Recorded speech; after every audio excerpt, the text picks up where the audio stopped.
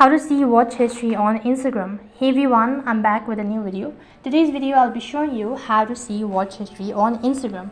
So in order to see watch history on Instagram, there's no such direct method of seeing that or viewing your watch history on Instagram like any other social media platform. So first thing to begin with, update your application, login into your account. So I'm going to be showing you one of the alternate methods. So instead of your watch history, what you can do.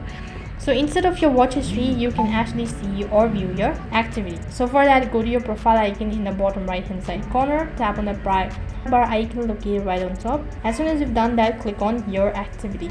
After that, you'll be able to see all of the interactions that you've made throughout the year, such as the videos that you've liked, such as the videos that you've commented, or the tags that you've made, or the stickers, response, all of these. So you need to go through each one of it and then check the watch history. So just like mine, you can see these are all the liked videos.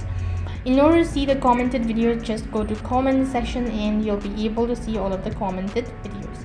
So in this way, you can access your watch history on Instagram. That is all for this video. I hope the video was helpful. If it did really help you, make sure to like, share and subscribe to our channel. Thank you for watching. See you in the next video.